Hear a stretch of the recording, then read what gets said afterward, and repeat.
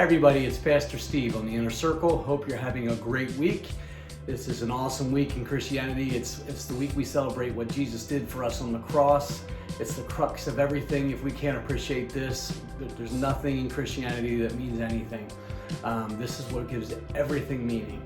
I want to share something real quick with you. I was last weekend away. I led worship for a women's retreat for another church. And whenever I'm around other groups of believers, I try to really pay attention, and I try to see if there's anything that I can kind of glean from that's unique about that group that I can learn from and take away with me. And something that just, as I was just kind of processing the weekend and thinking about all of that, I thought about Paul. You know, one of the advantages that certain ministries have, and mostly that I would be talking about evangelists, missionaries, and apostles, is they have the advantage of being in contact with lots of different groups of believers, which gives them a better understanding and a better big picture vision of the church and where it's at. So whenever I get the chance to be around a different group other than my local church, I try to just pay attention and just, you know, absorb as much as I can. But I realize that sometimes, especially if I think this is a pit that a lot of ministers will fall into, but not just pastors, but also just people that have been in the same church for years and years and years. You tend to all of a sudden just be so wrapped up in what your church is doing, good, bad, you know, just doing life and all that, that you forget that there's other groups out there, other believers that you're spiritually connected to. You know, other churches are not something that we should see as groups that we are in competition with. You know, the Bible calls us the family of God.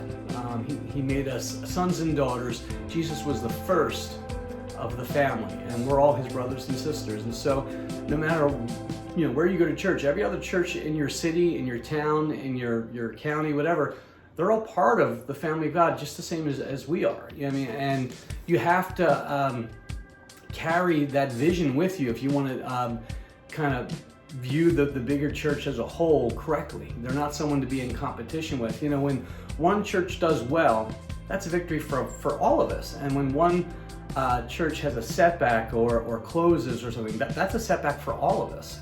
And Paul said in, I think it was 2 Corinthians 11, I want to say verse 28 or 38, he says, you know, daily I carry with me the burden of all the churches.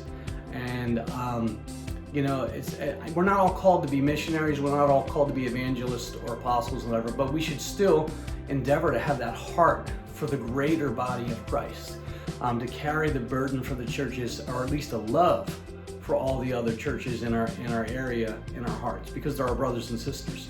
Not someone that we should be in competition with. We shouldn't be glad when we see, you know, something bad happening in another church or to another leader. We should mourn it as if it was happening to someone in our own, you know, family. So I just as we go into Easter week, I want to encourage you, you know, as you get the chance to maybe either drive by another church or interact with a Christian believer from another group or whatever, you know, try to take on the heart that they are a brother and sister, that they are uniquely connected to you in love and in the spirit.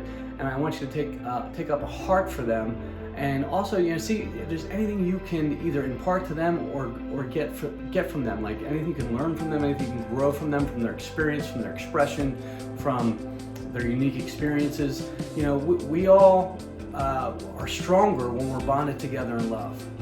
And I can't think of a better time than Easter to be reminded of that. So I want to encourage you guys with that.